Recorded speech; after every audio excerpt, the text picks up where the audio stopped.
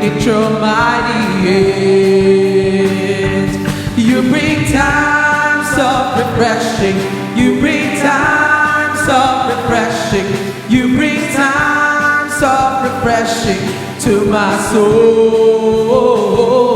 When I'm weary from the fire, trying to do what's right, you bring time of refreshing to my soul. For the day will come when we'll all be gathered, and the sun will rise with healing in its wings. All the years of pain won't seem to matter when our eyes behold our teacher and our King. Come on, church! You bring times of refreshing. You bring times of refreshing. You bring times of refreshing to my soul. When I'm weary from the fight, trying to do what's right, you bring times of refreshing to my soul. You bring times of refreshing. You bring times of refreshing. You bring times of refreshing to my soul. When I'm weary from the fight, trying to do what's right, you bring times of refreshing to my soul. Well, I thank you, Lord, that you are my Savior.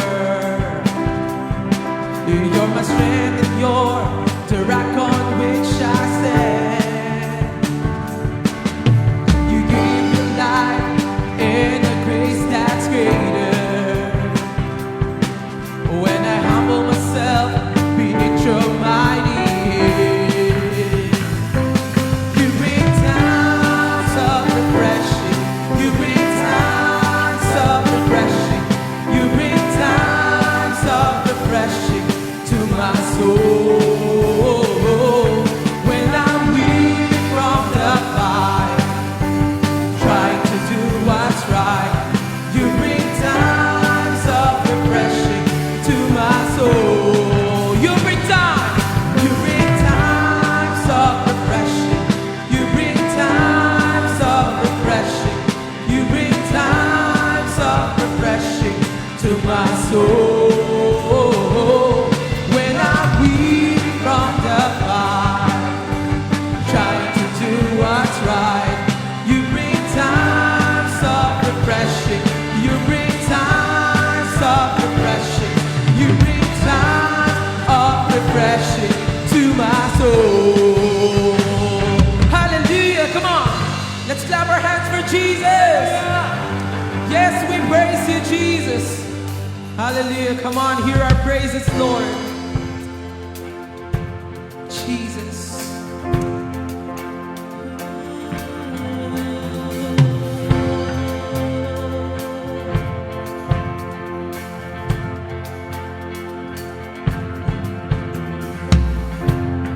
May our homes be filled with dancing.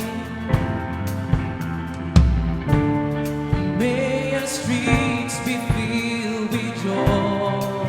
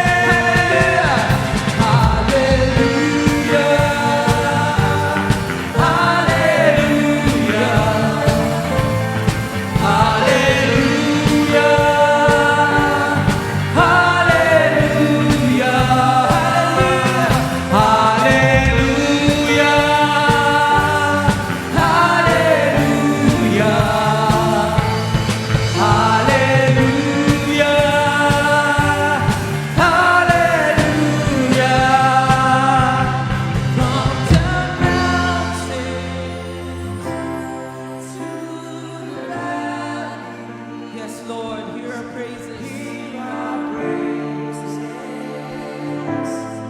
Rise to you from the heavens to the nations. Hear our singing. Feel the air. Come on, for the last time. Panitig mo sa Panginoon. From the mountains to the valley, Yes, Lord. hear our praises. Rise to you from the heavens to the nations. Hear our singing. Feel the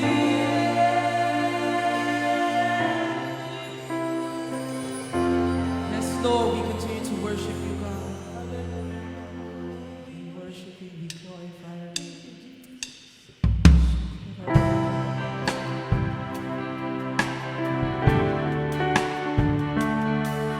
Hallelujah, Lord.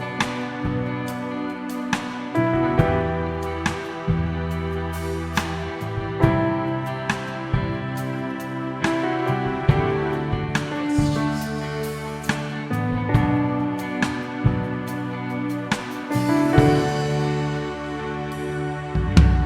This is my desire to honor you, Lord, with all my heart. I worship you.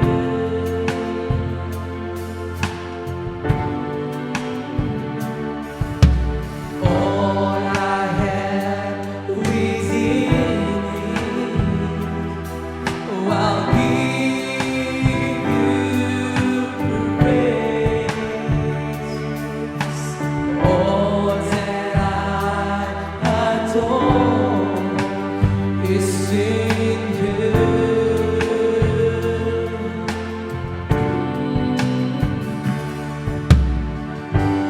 Lord, I give you my heart, give you my soul. I live for you, every breath that I take, every moment I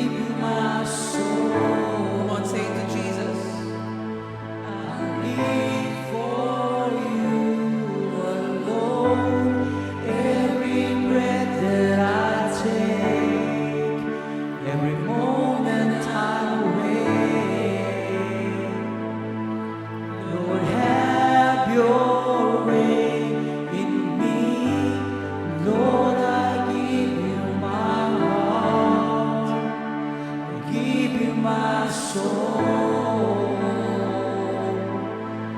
I live for you alone. Every breath that I take, every moment I'm awake. Lord, have your way in me. Lord, I give you my heart. I give you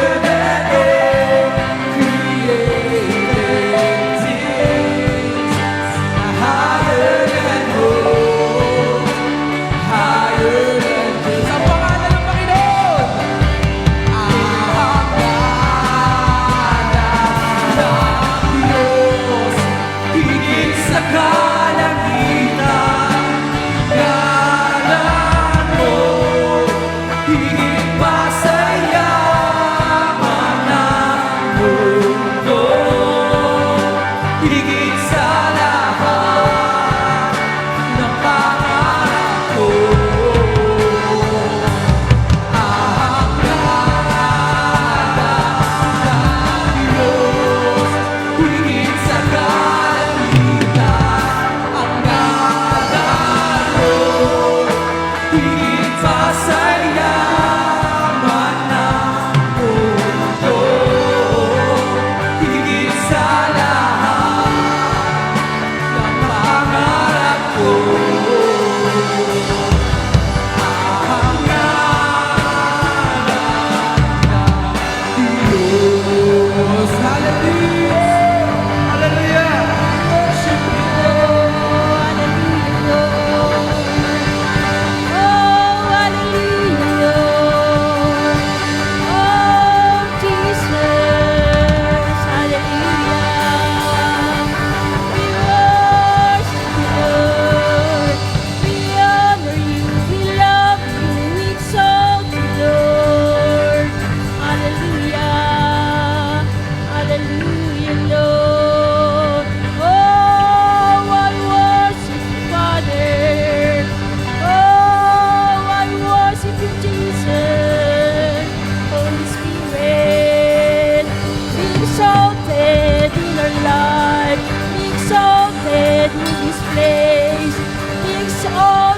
All over the world, all over the universe, be exalted, be exalted, be exalted,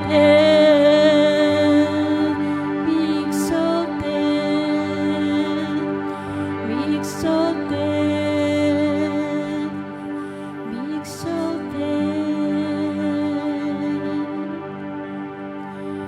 Be exalted, oh God. Oh Lord, we love you. I love you, Father, my Father, my Lord Jesus, Holy Spirit.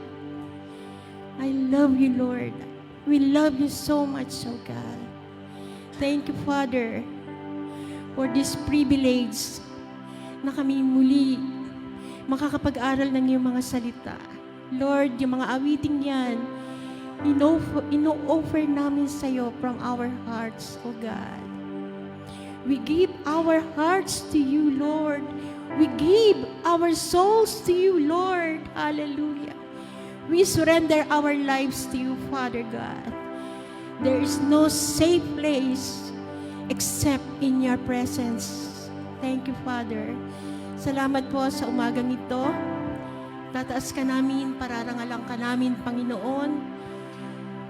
Makikinig kami sa iyong mga salita. Gamitin mo kung instrumento para sa mga anak mo, even sa mga nakikinig sa ibang bansa, sa iba't ibang household, Panginoon, sa bawat isang narito. And I apply, there is power in the blood of the Lord Jesus Christ of Nazareth. There is power in your blood, O God. Enough, your blood is enough for us. You are our security, our protection, O God. Thank you, Father. Glorify your name sa aming kalagitnaan. Walang ibang itataas dito kundi ikaw lang. We humble ourselves before you, Father. And we give you all the glory and honor and praises in the name that is above every name, the only name of Jesus Christ of Nazareth. Ang lahat ay magsabi ng Amen and Amen. Thank you, Lord. Hallelujah. Thank you, Father. Hallelujah, Lord. Tayo ay manatiling nakatayo sa pagbasa ng salita ng ating Panginoon. Sabi diyan sa 1 Corinthians 3:6-7, I planted, Apollos watered, but God was causing the growth. So then, neither the one who plants nor the one who waters is anything, but God who causes the growth. Sa Job 8:7, though your beginning was insignificant, yet your end will increase greatly. Receive that word in your heart. Amen and amen. Thank you, Lord. Tayo po'y makakaupo na.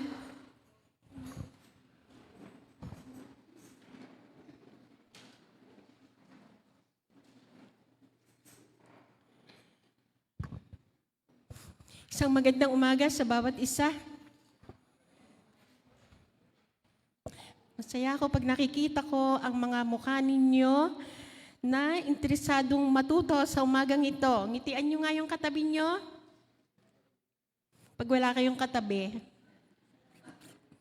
sinong ngingitian nyo? Okay, at the back. Yan.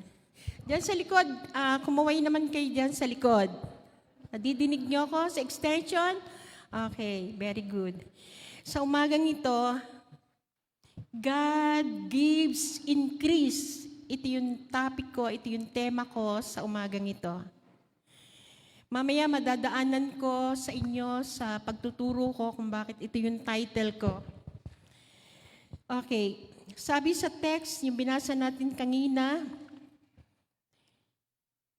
yun nga, ito ay tungkol kay Pablo. Sabi doon ay planted. Si Pablo yun. Tsaka yung isa, ang nagdidilig, si Apollo, mga disciple to ng ating Panginoon. Pero alam natin, ang Lord ang nagpapalago. Ang Lord ang nagpapa-increase. Ang Lord ang nagpapa-flourish. Yan ang ibig sabihin ng word na increase. So they neither the one who plants nor the one. Pero alam naman natin, yung nagdidilig, nag-aalaga, may reward din yan sa Panginoon. Doon sa ibaba ng mga talatang yan, mababasa natin. Pero sa totoo lang, si Lord ang nagpapalago. Kaya gamitin natin ang salita ng ating Panginoon, ito ay hindi babalik ng walang kabuluhan. Pag ginamit natin ang salita ng ating Panginoon, isa-serve niya yung purpose ng salita na yon na ginamit natin, na i-declare natin. Dito sa Job 8:7, ang ganda nito, though your beginning was insignificant, yet your end will increase greatly. Yung inumpisahan sa atin ng Panginoon, kahit ito ay konti o nag-umpisa tayo ng maliit lang, pero ang maganda dito, yung latter part, we will increase greatly. Naniniwala ba kayo doon? Okay, mahalaga yung salitang increase. Okay, when itong salitang nagbibigay ang Panginoon ng increase, when it comes to ministry, pag ang ginagawa natin sa ating Panginoon ay nakatindig sa Kanya, sa Kanya natin ibine-base. Siya yung ating pinagsasaligan, for sure, 100% mag-i-increase talaga ito. Okay, alam natin, ang ating Panginoon ay siya ang author ng multiplication. Sabi nga sa John 10:10, the thief comes only to steal and kill and destroy. Ito si Jesus, sabi niya, I came, dumating ako, that they may have life and have it abundantly. Si Satan o ang mga kampo niya ay naririyan lang sa himpapawid. Nagpunta dito, sabi, para magnakaw, pumatay, at sumira. Pero si Lord opposite, I came that they may have life and have it abundantly. So, sino ang hindi mabe-bless dahil si Lord ay may dala ng abundance? May dala siya ng talagang gusto niya tayong mag-increase, mag-prosper, gusto niya tayong mag-grow. So, yung salitang increase nga ay growth, multiplication. Yan ang word o yan ang vocabulary ng ating Panginoon. Yung increase, vocabulary, one of the vocabularies of the Lord. Yung salitang increase. Kung paano tayo nakakilala sa Panginoon, maiisip natin yung buhay natin before at ating marirealize kung nasaan na tayo, kung anong increase, kung anong growth yung ginawa ng Panginoon sa atin. Okay, sa Genesis 1:2, sabi dito, the earth was formless and void, and darkness was over the surface of the deep, and the Spirit of God was moving over the surface of the waters. O dito, hovering over surface, hovering over the face of the waters. Okay. Kasi ang pinagkuhanan ko nito ay either sa The Compassion, ito naman, ito, NASB, ito yung talagang sanay akong gamitin at yan na madalas kong ginagamit, yung NASB. ESB, okay din siya. Okay, sabi diyan, the earth was formless and void. Ibig sabihin, walang anyo. Itong mundong to, walang anyo. The earth was formless. Walang hugis, walang anyo. Bago pa nilikha ito ng ating Panginoon, yung mga nandun yung darkness. So, ibig sabihin, ang ating Panginoon kumilos para magkaroon talaga ng buhay, magkaroon ng vegetation, magkaroon ng mga animals, plants, fruit-bearing trees sa creation ng ating Panginoon. Hindi lang basta nag-start doon sa isang puno o sa isang hayop, kundi ito hanggang sa panahon natin, ma-observe natin na talagang dumadami. So yun ang ating Diyos. Yun ang ating pinaglilingkurang makapangyarihang Diyos. So, makikita natin hanggang up to present, ganun pa rin. Even, alam niyo ba, ang stars, dumadami din yan. Kala natin basta nakabitin lang yan dyan.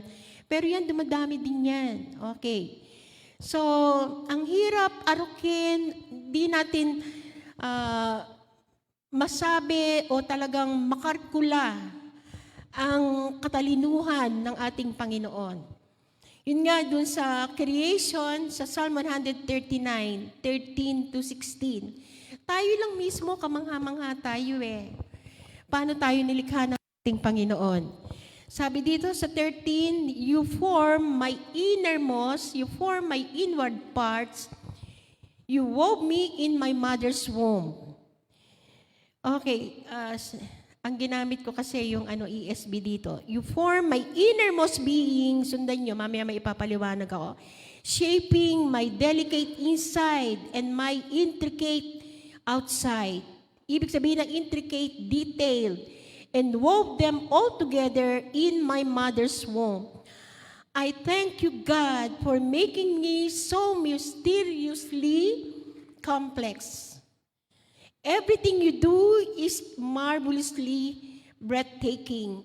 It simply amazes me to think about it, how thoroughly you know me, Lord. And then sabi pa dito, sa 15, you even form every bone in my body when you created me in the secret place. Carefully, skillfully, you shaped me. Okay, from nothing to something. Mula tayo sa nothing. Isipin mo sa creation, wala nga. Void and formless. Walang creation, walang nilikha. Tayo from nothing to something. Isipin mo. Naalala ninyo yung kayo ay unang tumanggap sa ating Panginoon. Kung inyong pagbubulay-bulayan, kung ano na yung kalagayan nyo sa Panginoon today, marirealize ba natin, maiisip natin kung anong increase na yung ginawa ng Panginoon sa atin? Marirealize ba natin from nothing to something? And then, sabi sa 16, you saw who created me to be. Tingnan nyo ha, you saw, nakita mo, who you created me to be before I became me. Bago pa ako, naging ako. Nakita mo na ako before at nakita mo na ako kung ano yung magiging ako. Yun ang ibig sabihin nun. Kaya ibig din sabihin, from zero. Zero tayo talaga eh. Walang makakapagmalaki sa harap ng Diyos. Sabi doon, from nothing to something, or from zero to somebody. How great is our God? Kasi isipin natin, ang Lord, gusto niya talaga tayong pagpalain. Gusto niya tayong i-bless. Kailangan lang makita natin, masundan natin yung mga principles ng ating Panginoon. Kailangan makuha natin yung kanyang, yung mga principles niya na nakalagay sa Bible. Hindi tayo inabort ni Lord. Hindi tayo iniwan ng Panginoon nang basta-basta na wala tayong guidance na Bible. Hindi tayo pinabayaan ng Panginoon na basta, o yan, bahala ka na kung paano ka mapupunta sa langit. Hindi ganun ang Panginoon. From nothing to somebody, ginawa tayo ng Panginoon. Nare-realize ba natin yung milestone natin kung ano tayo dati up to present? Nare-realize ba natin yung ginawa ng Panginoon sa atin from rag to riches? Ibig sabihin ng riches or abundance, hindi lang ito sa material. Ano yung ginawa ng Panginoon sa atin, sa buhay natin? So, napakahalaga nun. So, nilikha tayo ng Panginoon, tandaan natin, hindi para ibagsak. Ang tao ang pumipili para bumagsak. May pagpapasya tayo. Araw-araw nagpapasya tayo. Dati, kung yung sinasabi dito na, okay, ituloy ko yung maganda pa rin dun sa verse 16. You saw, sa 139, you saw who you created me to be before I became me. Before I'd ever seen the light of day, the number of days you planned for me were already recorded in your book. Natatandaan niyo yung pinaawit ng last week, you hold it all together? Nasa Colossians 1:17 yun eh. Wala pa tayo dun sa end ng buhay natin dito sa mundo. Pero naka-record na, recorded na sa Panginoon yung future natin. He holds it all together. Our present, our future, He holds it all together. Ganun ang ating Panginoon.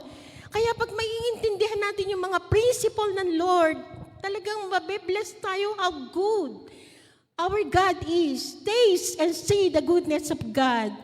So, sabi pa dito, yun nga, yung buhay natin, ano ba buhay natin dati? Di ba wala tayong laman? Wala tayong, yung hungkag, ang buhay natin. Wala tayong kasiguruduhan. And then, yung buhay na wasak sa bisyo. Marami talaga, walang patutunguhan ng buhay. Buti na lang tinawag tayo ng Panginoon. Are you thankful enough that God called us, chose us to be one of His children? Are you talagang mapapasalamatan mo ang Panginoon kung paano ka pinuno? Kung paano naranasan natin ang satisfaction sa buhay na matagal nating hinahanap kung saan-saan.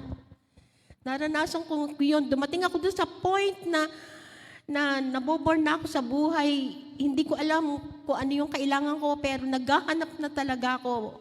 Wala akong peace, wala akong kapayapaan, may desire akong maglingkod, hindi ko alam kung paano ko maglilingkod sa Diyos.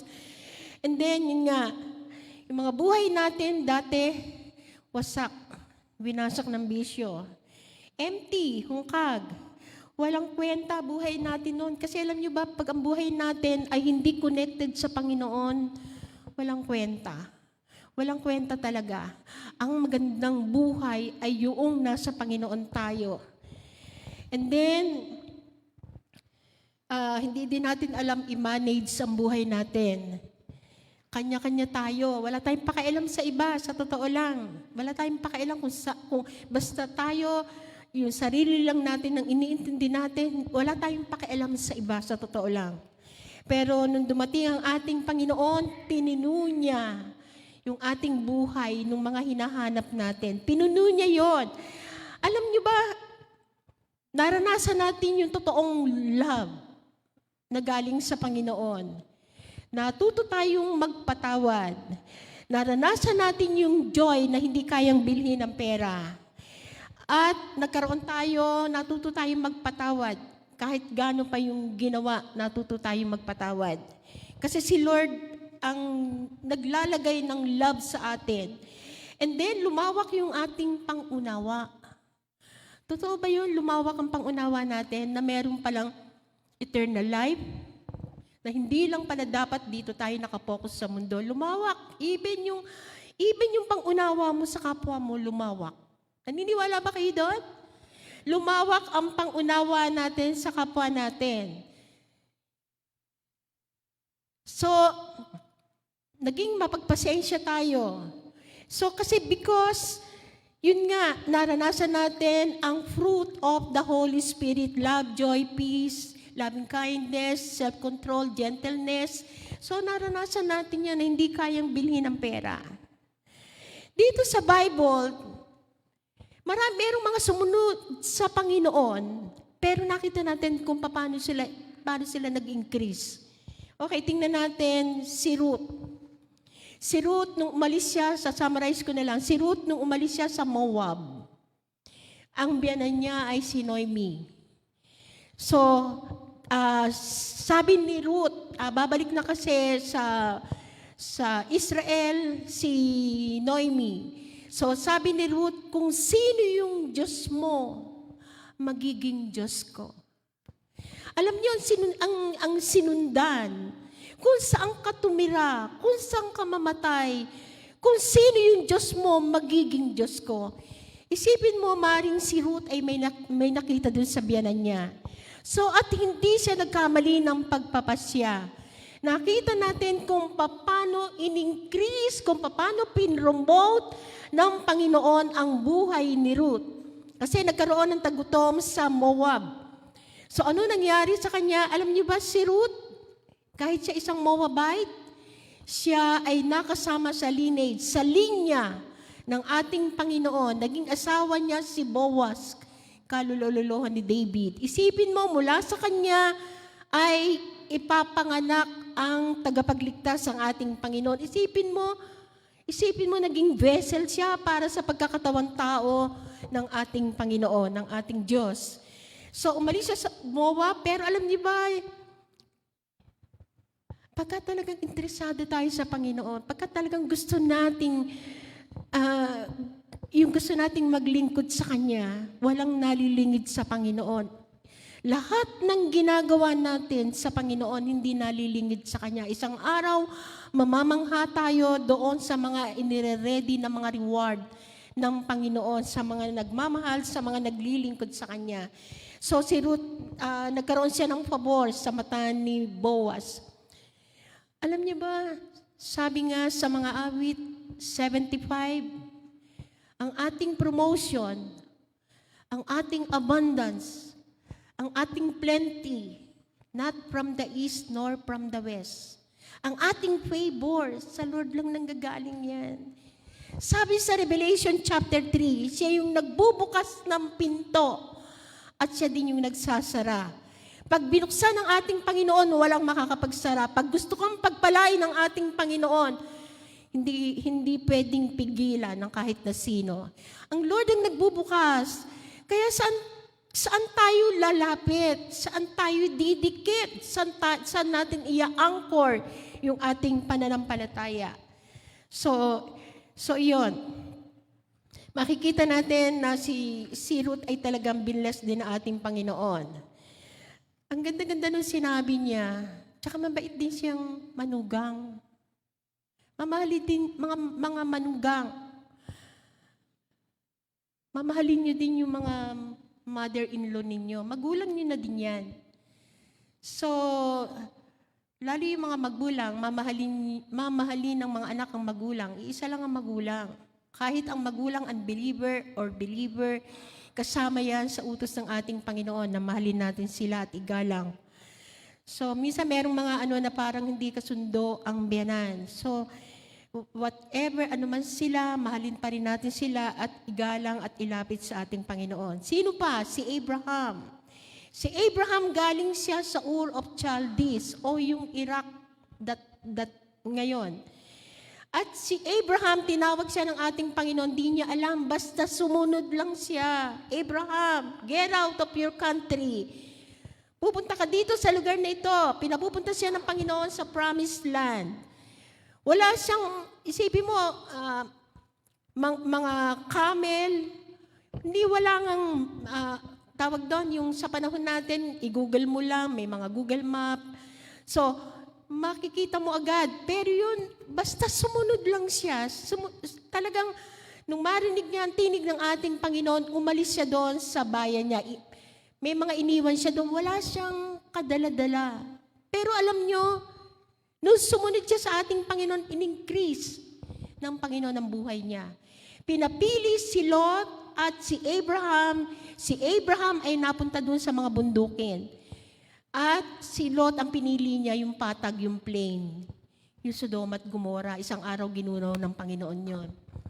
So nakita natin, nag-prosper talaga si Abraham, nagkaroon siya ng maraming mga hayop. Ang isang mapapansin natin dito, sa totoo lang, pagka totoong sumusunod ka sa ating Panginoon, doesn't matter, hindi tayo after sa title.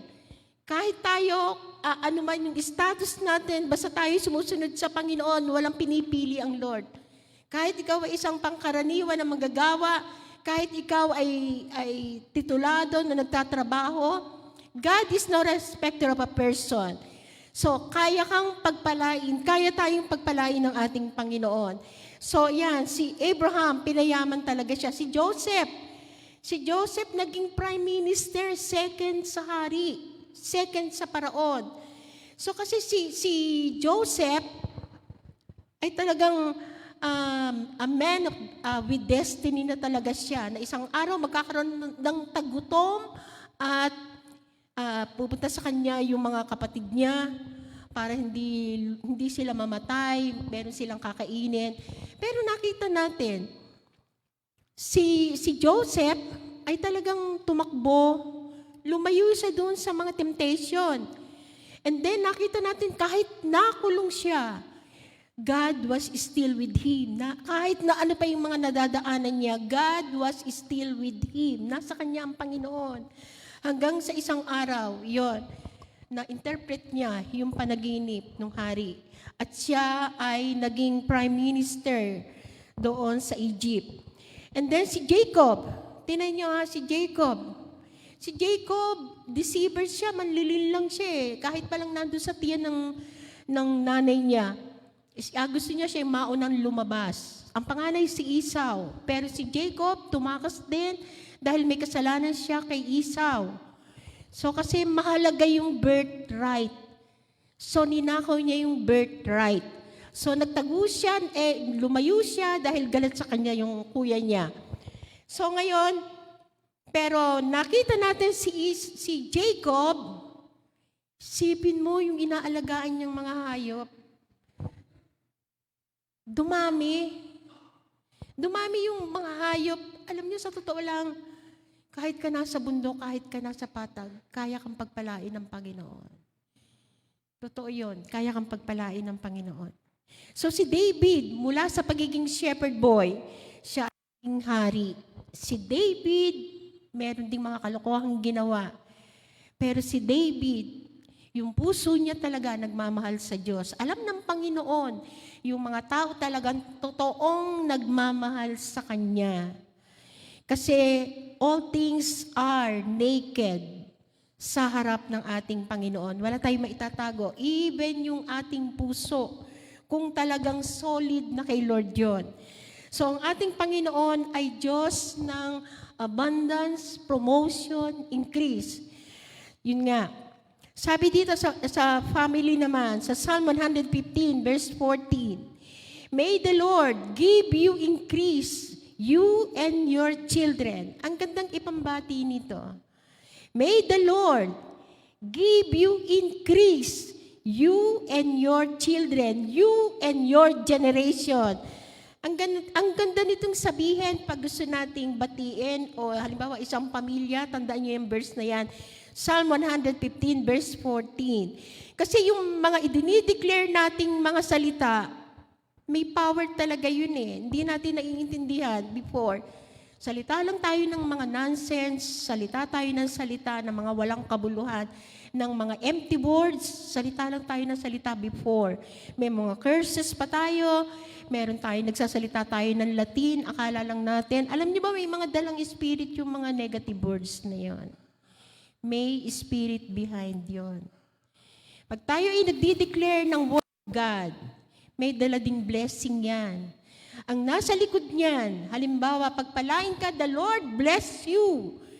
So, yun ang kalooban ng Diyos. The Lord, yung madalas nating i-recite dito sa number 6:23, yung Father's blessing. May power, ang talagang powerful lang salita ng Panginoon. So, ano pipiliin natin? Choose life. Sa pagde-declare natin, piliin natin yung magbibigay ng buhay. Yung makakabuhay, hindi yung nakakapatay. Kasi minsan sa mga declaration natin, pwede tayong makapag-discourage, pwede tayong magbigay ng panlulumo sa tao, pwede tayong magsabi ng mga negative na parang ibinabagsak natin yung tao. So ang Panginoon, binago ng Panginoon yung mga pagsasalita natin. Dati, wala tayong patumangga ng mga pagsasalita ng ganon. Sabi nga ni Pastor, babati lang, minsan may kasama pang Latin. So ngayon, naintindihan na natin. Halimbawa, yung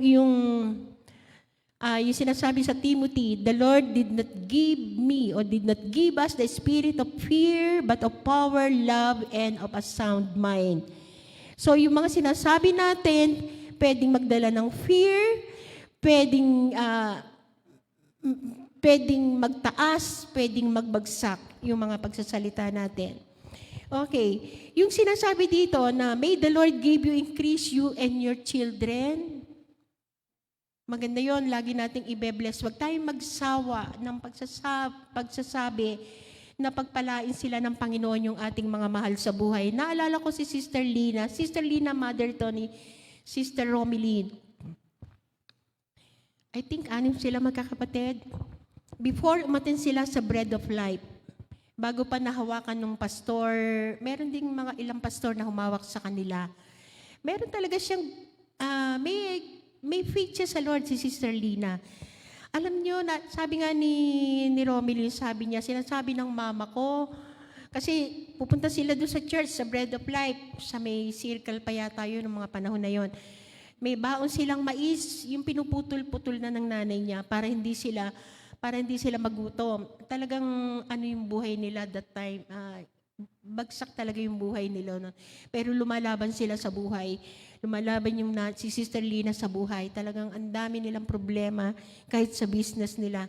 Ang sabi ni Sister Lina na sinabi ni Romeline na takot akong magutom ang mga anak ko. Naintindihan ba natin yon? Kasi pag bumitaw tayo sa Panginoon, paano yung increase? Paano yung provision? Takot akong magutom ang mga anak ko, kaya ako nagpapatuloy. Anong ibig sabihin nun? Kasi kay Lord lang nanggagaling ang mga provision, siya yung ating provider, siya yung, alam niyo ba yung kantang, yung sinabi ni Bishop Faith, nagrema sa akin yung sinabi niya, hindi ko alam na kanta yon. Sabi niya, everything I need, ini-note ko yun, everything I need, my Father has it. Sabi ko, wow, ang ganda nun. Hindi ko alam na kanta pala, may kanta pala, ang The Passion, everything I need, my Father has it. So, yun pala yung sa Philippians 4:19, the Lord will provide, my God will provide. Kanta pala yun.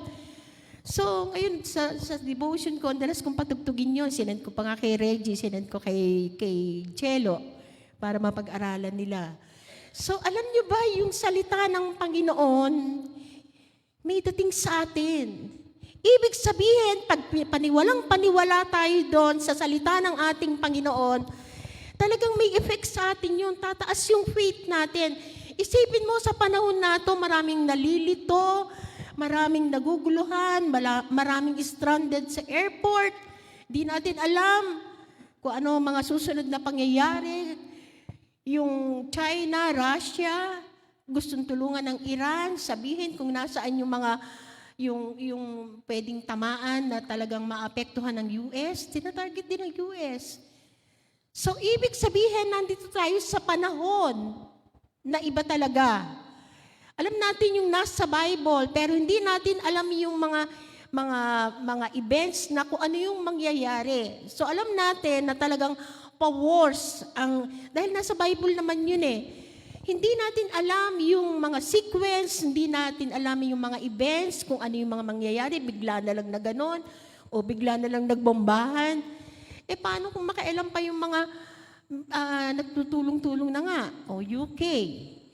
So, ano mangyayari?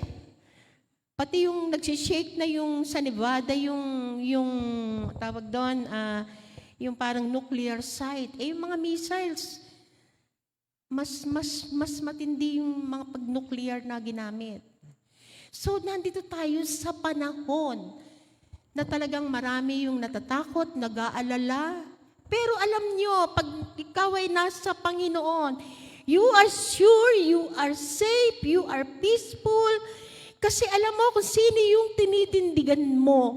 Alam mo kung sino yung nagpo-protect sa'yo. Alam mo yung mga promises ng ating Panginoon. So, pag kita ninyo, halimbawa, sumakay ka ng eroplano. Kilala niyo ba yung pilot? Mostly, dito siguro nakasakay na sa eroplano. Kilala niyo ba yung pilot? Ibig sabihin, hindi niyo sumasakay tayo, hindi natin kilala talaga kung ano yung, kahit nga pangalan ang hirap intindihin. Hindi natin alam yung pagkatao nila. Nakasakay tayo sa airplane. Naniniwala tayo na makakarating tayo doon sa pupuntahan natin. Kasi nagtitiwala tayo, nagtatrust tayo. How about, pag si Lord ang humahawak ng buhay natin, pagtitiwala ba tayo sa Kanya? Mag-aalala ba tayo? Kasi siya yung humahawak ng buhay natin. So yun. Pag si Lord ang humahawak ng buhay natin, halimbawa yung driver ng bus, nagtitiwala ka na makakarating ka. So, ganun din, ang Panginoon, He holds it all together. Itong lahat, itong nasa mundon to. Siya yung may hawak, siya yung may control. Kahit nakikita natin na ganyan na nangyayari, winner pa rin ang ating Panginoon. Winner pa rin tayo. Kahit ganyan yung mga nakikita nating mga nangyayari ngayon. Kasi meron tayong kasiguraduhan, meron tayong kapayapaan kay Lord. Kasama natin siya, hindi niya tayo iiwan, yun ang promise niya sa atin. Hindi niya tayo pababayaan. Sabi pa nga doon may sinabi doon sa Psalm 37 verse 19, they will not be ashamed in the time of evil, and in the days of famine, they will have abundance. Sa panahon na napaka-evil ng panahon natin, sabi dito, in the days of famine, kasi pag ito'y nagdire-diretso, ang oil, ang Australia nga, isipin mo, konti lang ang reserve nila. Tapos yung daanan ng pag-ano dun sa oil na yan may problema pa. Konti lang ang reserve nila. So pagka walang oil, walang gas, ano mangyayari? Di magdidilim, walang internet. Paano makaka-work? Halimbawa yung mga nasa malamig na bansa, paano sila magkakaroon? Paano sila magiging warm? Paano mapapaandar yung mga ano nila, yung para sa yung mga gamit nila doon? Minsan nga, iba nga, naninigas na nga sa lamig Nakita natin itong mga nakaraan. So talagang wala tayong ibang sasandigan kundi ang ating Panginoon lang. Tandaan niyo itong verse na to. In the days, they will not be ashamed in the time of evil. And in the days of famine, they will have abundance. Kasi si Lord yun Isipin niyo yung verse na my God shall supply all Or sa ibang translation, every need. Dito sa NASB, all. My God shall supply all my needs. Ano ba yung mga needs natin? Pagkain, tubig, ano pa, shelter. So, mga kailangan ng tayo, God. Pero ng Diyos nun lahat ng kailangan natin. So, ang Lord, hindi tayo tinawag, pinili para pabayaan lang. Hindi ganun ang Diyos. Ang Ama natin, He is a very, very responsible, caring Father, ang ating Panginoon. Tutulungan niya tayo. Yung inumpisahan niya sa atin, He is very able to fulfill what He has started sa buhay natin. Kaya-kaya niyang tapusin yun. Yung inumpisahan niya. So, sabi diyan, yun nga,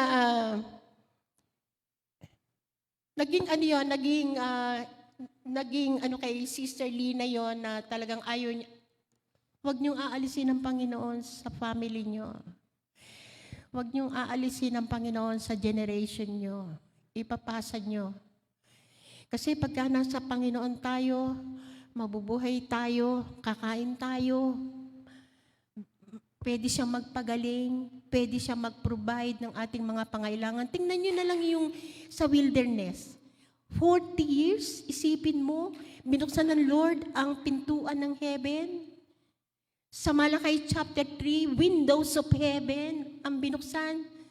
Dito, tsaka yung, sabi doon, para magpaulan ng mana. Pagkain ng mga angels yon. So isipin nyo, kaya niya sa ilang may tubig, yung mga sapatos nila, yung mga sandalyas nila, hindi napudpod. Isipin mo, ang tagal nun, kung anong klase sapatos yun, kung anong klase sandalyas yun. Kasi nandun yung kamay ni Lord eh. Kaya ang sarap magtiwala sa Panginoon. Okay, sabi pa dito, sa pagbibigay naman, Philippians 4:19, yan ang paborito nating verse. Iniisip ko habang minemeditate ko to, and ang sarap sabihin ng my God, ang Diyos ko, very personal, and my God. Meron din tayong Diyos, ang bawat siya, my God.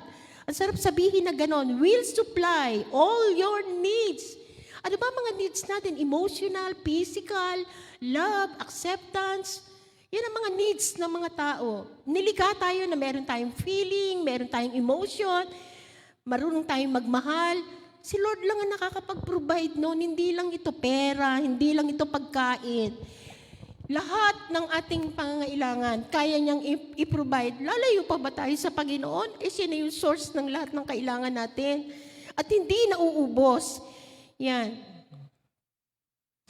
Meron ako naalala dito sa sa increase na to, sa abundance na to. Naalala ko yung sinabi ni Romilyn. Last week, nag-message siya sa akin. Sabi niya, Pastora, sabi niya ganon, nagrema sa akin yung sinabi niya na, nung bago kayo dumating, ang puhunan, basta yung malapit na siguro kaming dumating doon, magturo sa kanila. Ang pera lang nila ni Michael sa business nila ay 30,000. 30,000 lang. Saan aabot yun? Kung mga hardware yun. So isipin mo, kasi yung mamaya, doon na kami sa San Mateo Church. Nakakamangha talaga kung ano yung ginawa ng Panginoon. May mga payables pa kami doon. At isang nakita ko, naiintindihan niya kung ano yung simula nila. Sabi nga, mula gasino na yung 30,000. Pero isipin mo, alam nila, yung dumating sa kanila, yung mga blessing na yan, yung mga pagpapala nila, ay galing sa Panginoon. Isipin mo yung kung paano multiplication ang gagawin mo doon, kung milyon-milyon na yung puhunan na yon.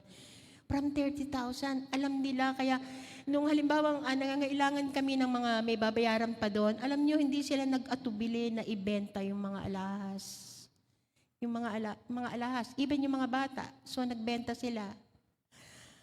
At ito, pinatutuo din namin, hindi para magyabang. Ayokong magyabang. Ayokong itaas ang sarili namin.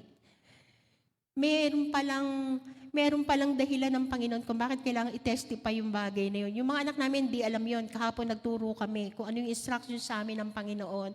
Basta pag may sinabi ang Panginoon na ibigay sa ganon, kala namin, halimbawa may yung perang, halimbawa yung sasakyan, halimbawa nabenta, kala ni pastor makakapag ano na siya. So kailangan, yun ang direksyon kasi, nakikinig kami sa Panginoon na ibibigay doon.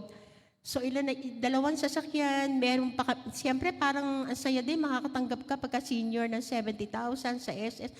Hindi, Lord, ayokong i-ano to, pero may signal kami sa Panginoon na i-testify. Hindi namin alam, ito pala nakita namin ang reason kung bakit pala ipinatestify ng Lord, kasi meron siyang gustong gawin ng Panginoon. Yung dating 10%, ginawa nilang 20%. Yung tithes nila. So may challenge. So ano ibig sabihin nun? Nung sinabi ko kahapon sa mga anak ko, ang mga anak ko bunga ng people to people. Ibig sabihin yung mga anak ng pastor, maliliit lang naman na mga amount yun. Nung kami nasa Turkey, nakita ko yung isang church doon, bumili sila ng church na hanggang leeg ang tubig, lupa pala, bukirin. At nagpapatotoo siya yung pastor sa Madagascar na may parang sa sa campsite nga eh. Pero hanggang dito yung tubig. Isipin mo paano ka magtatayo ng church doon. Pero nakapagtayo sila. Tapos meron kasing ang international tungkol doon sa people to people, yung mga anak ng pastor, halimbawa bibigyan ng $5 o $10, merong magkukumit na ganon. Sabi ko sa mga bata, mga bunga kayo ng people to people. Sabi ko gano'n. Mula nung sila, maliliit pa hanggang 16 yata, hindi ko na matandaan. Nagagamit nila sa school, nagagamit nila. Halimbawa, malaking bagay na yun, mga panahon na yun, 500, malayo na mararating nun. Nung mga maliliit pa sila, ini-encourage ko sila, nalilimutan lang ng, open sila, gusto nila. Alam mo, nakita ko, ang daming feeding doon, yung church sa Madagascar na yon, na meron na silang church, natambakan na yon. So, ang daming mga bata ang natutulungan, natuturuan. So, yun. Kaya dito sa pagbibigay natin, alam nyo, hindi ito nasasayang. Hindi ito sayang. Principle to ni Lord. Principle niya to, pag tayo ay maniniwala at susunod sa principle ng Lord, totoo talaga ang Panginoon sa mga promises niya. So yun nga, isipin ninyo na million upon million, hindi namin kayang magpatayo ng ganon. So, faith lang, 3 million, may yung lupa, 5M, pero wala kaming hawak na ganon. Hanggang sa ngayon, at yung contractor mabait, Christian din siya. Isipin yung bigyang para walang tubo sa amin doon sa bahay. 200 pesos per square meter. Saan tayo makakabili ng ganon? At nung nagpagawa ako para lakarin yung tax deck, pagka kukuha ka sa labas noon, 50,000, magpapagawa ka yung mga permit na yan. Kasi as-built ang nangyari eh. Gagastos ka dyan minsan. Sabi yung kay Abby nung 50,000. Magpapagawa ka lang nung yung mga plumbing permit, building permit, yung plano, para makapagbayad ka ng tax declaration. Alam nyo, yung libre na. Ambay talaga ng Panginoon. Alam nyo, pag tayo sumusunod sa Panginoon, i-connect ka niya sa mga tamang tao. At ang Lord, hindi siya parang tengang kawali. Hindi, may puso ang Panginoon. Mahabagin ng Diyos, mapagmahal siya. Yun ang pagkakilala ko sa Kanya. Kahit yung pagtutuwid, yung pagkukorek, pagmamahal pa rin niya. Yung rebuke.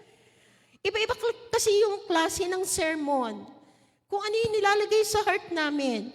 So, ibig sabihin, pagmamahal pa rin yung pagka kami nagtutuwid, pagka kami nagre-rebuke, pagka kami nagdidisiplina. Pagmamahal ang ibig sabihin noon, ayaw namin kayong mapahamak. Yun ang totoo nun. So, dito sa pagbibigay, alam nyo ba, tested na namin ang Panginoon. Yung abundance natin hindi dadating. Halimbawa, nagpe-pray tayo ng pray. Pero hindi tayo nagsisipag sa gawain ng Panginoon. Kailangan din natin magsipag. Kailangan nating magbisita. Ang turo ko nga doon sa mga pioneering pastor, sabi ko, masipag sa prayer, masipag magbisita, masipag mag-follow up. Maraming means. Kami ni Pastor, 5 cell group ko nung or more. Kahit ako nag-iisa, ibig ko sabihin, Daddy, bantayan mo yung bata. Alagaan mo yung, tingnan mo muna sila. Sabi ko, para ako makapagturo. And then pagdating ko, nagpapalitan kami. Para lang talaga, nung una, alam nyo, nung una kaming dumating dito, pang ilang pastor kami dito, 5. Hindi kami ganun kamahal ng mga tao, sa totoo lang. Hinahanap kasi nila kung sino yung naunang pastor, yun ang gusto nila. Nangyayari talaga yon. Pero alam niyo, ginawa namin, bumaba kami. Kami, inabot namin sila. Kami yung lumapit. Sa mga ngayon. Marami na tayong mga na-train dito. Sila na yung mga pinapahayo natin. It's only by the grace of God. So pag naranasan natin ang pag-ibig, eto sasabihin ko sa inyo ha, anything na ginagawa ninyo sa Panginoon, malaki o maliit, tandaan nyo, yung ginagawa ninyo, yung ibinibigay ninyo, dahil meron kayong participation para mag-expand ng kingdom, yung mga itinatayo natin, yung mga agenda ng church, yung mga training natin, anything na ginagawa nyo para sa Panginoon, anything na ibinibigay nyo sa Panginoon, dagdag pag-ibig sa Lord yan. Magkakaroon kayo ng pag-ibig, magkakaroon kayo ng pagmamahal sa Lord. Kung wala tayong ginagawa, kontento lang tayo ng gano'n, paano alam nyo, habang gumagawa ka, habang nag-share ka, ako, ang saya-saya ko pag yung mga tumatanggap sila, pag sila ay nababago, binabayad na eh. Ibig sabihin, yung may bayad na sa Lord, binibigyan ka ng joy, binibigyan ka ng love, nag-i-increase yung fruit of the Holy Spirit. Kaya tayo, kesa paggamit natin itong buhay natin, ang home base natin, yung langit. Tayo ay nasa field. May assignment tayo, nandito tayo sa lupa. May ipinapagawa ang Panginoon sa atin. Isang araw, magre-report na tayo. Yung mga sundalo na yan, pag natapos yung gera na, I hope matapos yan. Isang araw, magre-report sila. Halimbawa sa US, yun ang home base nila. Tayo, ang home base natin sa langit. Ano yung mga bagay na naranasan na natin sa Panginoon na talagang in-increase niya yung buhay na yung mabago lang ang ugali natin, hindi mo kayang bayaran yun. Yung eternal life, hindi mo kayang bayaran yun. Yung kapayapaan sa family, hindi mo kayang bayaran yun. Yung nabago ka sa bisyo, yan ay mga increase, yan ay mga promotion sa Lord. Pag alam ng Panginoon na may puso ka sa gawain, gusto mong lumago, gusto mong makawi ng mga kaluluwa sa Panginoon, yun ang puso ng Diyos. Mahal niya ang mga tao, ayaw niya mapahamak. Natatandaan niyo yung patotoo ni Pastor kay Duterte. Sinabi niya nung one time, sabi niya, nakapanaginip siya, hinahabol siya ng mga tauhan ni Duterte. Sabi niya, kasi parang may mga demonyo possess. And then nagising siya. Ang nasa isip niya, ayaw niya kasi ipag-pray si Duterte. Alam niya ang reason niya, minamak niya kasi ang Panginoon. Iinis siya, sumasama ang loob niya. Even me, pagka merong nagmamakay yung Lord, nasasaktan din ako. Nasasaktan siya. Sabi niya, paano yun? Parang sa isip niya, nagsasabi siya sa Panginoon, paano yun, Lord? Yung mga adik, nasa langit ba yun? Yung mga pinatayin, di ba nasa impyerno yun? So parang siguro sa isip niya, unfair.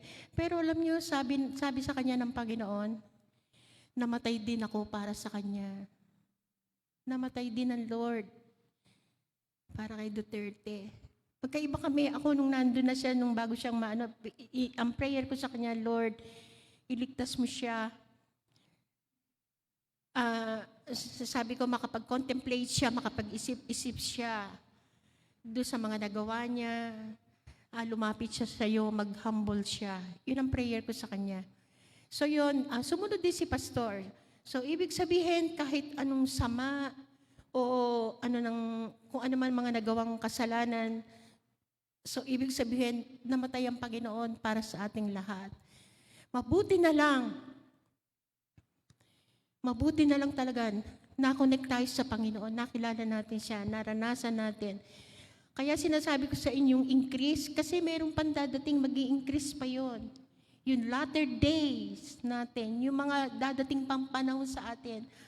Ang Lord, sobrang giver, sobrang generous ang Panginoon. Hindi niya papantayan, lalampasan niya. Yung ibinigay mo sa Kanya, yung buhay mo, nakaisa-isa, magkakaroon ng maraming buhay na maliligtas. Yung pera na ibinigay mo para sa Kanya, imumultiply ng Panginoon yon beyond your imagination. Kailan nyo naranasan yung kabutihan ng Panginoon? Kailan natin naranasan yung increase ng Panginoon sa buhay natin? Di ba sumunod tayo talagang seryoso sa Kanya? So, yun. So, sabi dito, ang i-advise ko sa inyo sa bandang huli. Okay. Huwag natin kalimutan yung Joshua 1:8. Pakilagay yung Joshua 1:8. Ano sabi dyan sa Joshua 1:8 na yan? This book of the law, tumatama yung ilaw doon sa ano. This book of the law shall not depart from your mouth, but you shall meditate on it day and night, so that you may be careful. Hindi, okay lang. To do according to all that is written in it, for then you will make your way prosperous and then you will have success. Sabi daw, itong aklat na to, itong libro na to, wag daw mahihiwalay sa inyong bibig. Pinakakabisa pa nga sa atin eh. Hayaan natin mag-sink in. Yung talagang, umano sa puso natin, bumaon. Yung salita ng Panginoon. I-meditate natin. Minsan alam nyo, kahit isang verse, nanganganak pa. Yung salitang all, yung my God shall supply all. Meron akong kaisipan doon. Oo nga, no, all. Hindi lang ito pera, hindi lang to shelter, hindi lang to health. All. Lahat ng ating kailangan. So, meron pa siyang parang nagsasanga-sanga. Ganon, may mga revelation pa. So that you may be careful. Sabi daw, pagka meditate natin yan, yung mga nakasulat dyan, sinusunod natin. Meron na nga tayong guidance. Ito ang guidance natin. Hindi tayo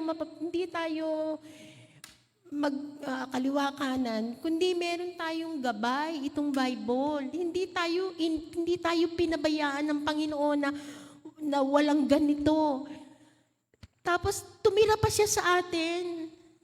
Tapos ang daming ways talaga, ang daming ways na kahit nga sa dreams, nangungusap ang Panginoon. Yung mga Iranian, ang daming nako-convert. Kahit yung mga high-ranking officials nila, nako-convert sila.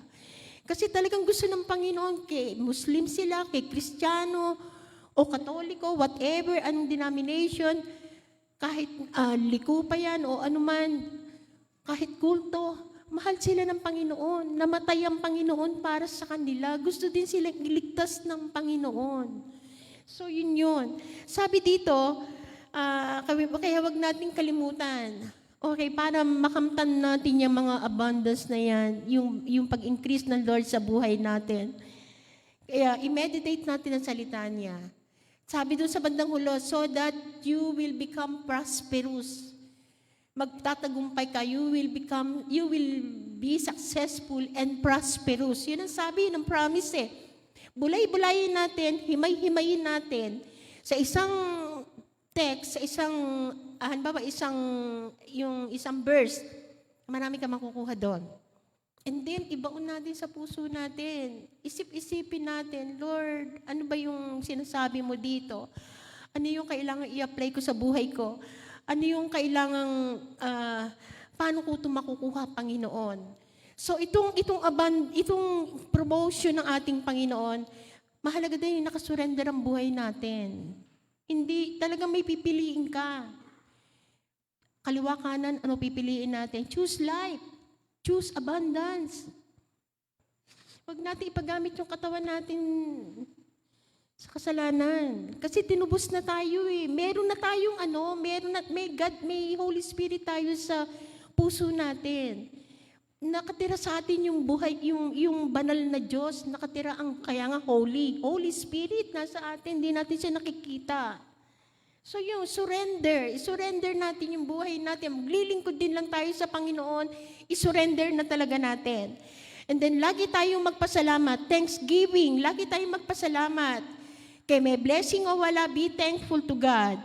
And then obey. Sabi sa Isaiah 1:19, if you consent and obey, you will eat the best of the land. Pagka tayo ay magiging masunurin sa ating Panginoon, we will eat the best of the land. So yun, ang ganda nun. Para sa atin yun, sa mga anak ng ating Panginoon. So lagi tayong magpasalamat. Thank you, Lord. Salamat po. Gusto ko dyan sa kinauupuan ninyo. Kayo nakakaalam. Magpasalamat kayo sa Panginoon, yung mga increase niya sa buhay niyo. Ano yung mga ginawang promotion, pagpapala, abundance na naranasan niyo sa Panginoon. Pag nasa inyo ang Panginoon, ikaw na pinakamayaman kasi nasa Kanya ang lahat. So, i-commit natin ang buhay natin sa Panginoon. Magpa-thank you tayo na tayo ay nakakilala sa Kanya.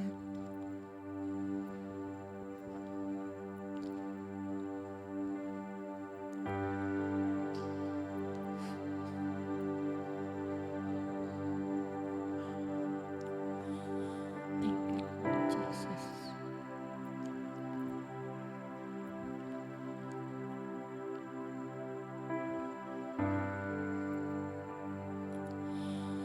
Lord, thank you. Thank you talaga, Lord. Mula sa tiyan ng nanay namin, Panginoon, pinili mo na kami. Sinubaybayan mo na kami, Panginoon. Ikaw ang naglagay ng litid, buto, ginamit mo lang. Dahil instrumento ang aming mga magulang para kami ay lumabas sa mundong ito. Pero ikaw ang lumikha sa amin, Panginoon. Kaya salamat. Maraming salamat, Lord. Na kami ay nakonect, nakakilala sa iyo. Mabuti kang Diyos. Napakabuti mo, Panginoon. Yung buhay na magulo, Panginoon, binago mo. Nilagyan mo kami ng pag-ibig, ng kagalakan, ng kapayapaan na hindi kayang bayaran ng pera. Salamat po, Panginoon, minahal mo kami. Iniligtas mo kami at meron kang inilalaan sa amin na buhay na walang hanggan. Gusto ka naming makasa eternally, Panginoon, sa heaven. Marami kang surpresa pa sa amin, sa mga anak mo. And one day, Lord, we will see you face to face. We will be able to hug you, to embrace you, God, by faith, Lord. Kahit nandito pa kami sa lupa, Panginoon, your presence is enough for us, oh God. Thank you for your love. Thank you for your everlasting love. Salamat, Panginoon, pinili mo kami. At in-increase mo ang buhay namin, Panginoon. Thank you, Father. Salamat po sa iyo ang lahat ng papuri, pasasalamat. Sa pangalan mo po, Panginoong Jesus. Amen and amen. Thank you, Lord. Ngayon, kukuha tayo ng mga tithes and offering. Give thanks to the Lord, for His love endures forever. For His goodness above all things, His love endures forever. Sing praise, sing praise, sing praise.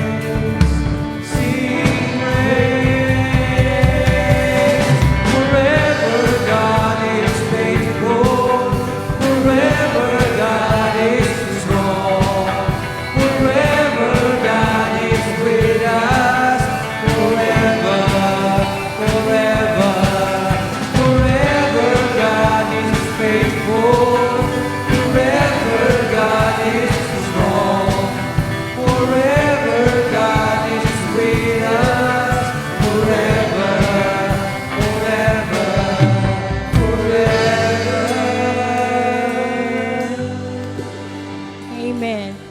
Tayong lahat ay tumayo at ipanalangin natin itong mga tithes and offering. Father God, salamat po. Ito po ay isang form ng part of worship namin sa iyo.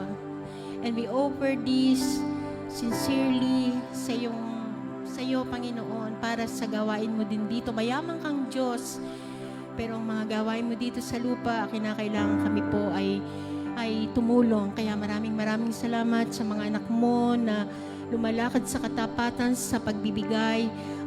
Pagpalain mo po ang bawat patungan ng kanilang mga kamay. Yan po ang promise mo, Lord, na ang bawat patungan ng aming mga kamay ay pagpapalain mo. Salamat po. I-bless mo po itong mga tithes and offering na ito from our hearts, Lord. We love you. We love you so much, oh God. You have blessed us na hindi namin maliri, Panginoon. Salamat po lahat nanggagaling sa iyo. Every good and perfect gift is from above. Lahat, Panginoon, wala kami. Kaya lahat ng ito, binigyan mo pa rin kami ng pambigay para sa iyo. Lord, pagpalain mo ito at ingatan sa pangalan ng Ama, ng Anak at ng Espiritu Santo. Amen and amen. Thank you, Lord. And then sa the blessing,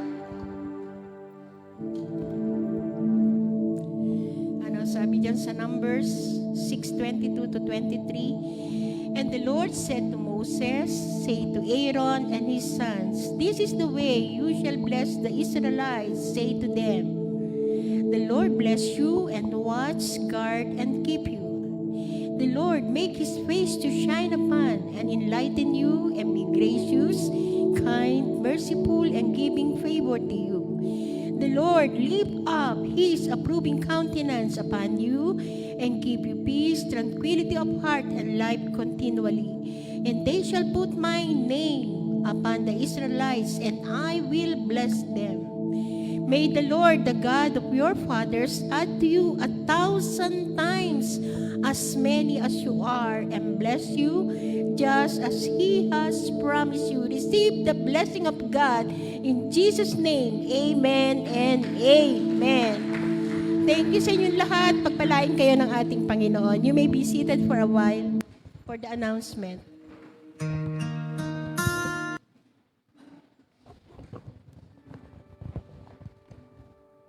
Amen. Thank you, Father. Thank you, Jesus. Thank you, Holy Spirit. And thank you as well, Pastora Yoli Moneda, for the precious words of the Lord for us today. Good morning, brethren. Ayan, ang lahat po ba ay pinagpala?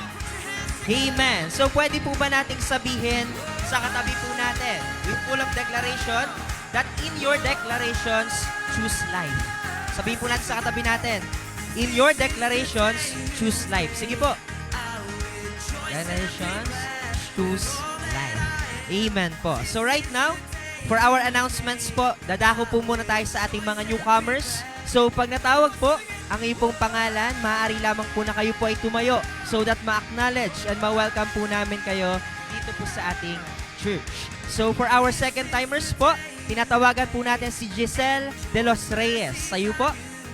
Ayan. And nandyan din po si Kuya Aldrin de los Reyes. Sige po, palakpakan po natin ang Lord sa kanila pong mga buhay. Ayan po, sige po. Ayan, sila po. Ang kanila pong consolidator ay si Sister Rosel Yanesa. And also po, for our third timer, tinatawagan ko po si Alondra Sulaiman. Ayan, sige, palakpakan po natin ang Lord. Ayan, ang kanya pong consolidator ay si Sister Carrie Garcia. So again, sa lahat ng mga newcomers natin dito sa ating church, you are always welcome dito sa ating bahay, sambahan. So, also po ngayon, dadako po tayo sa ating mga weekly announcements. So, for our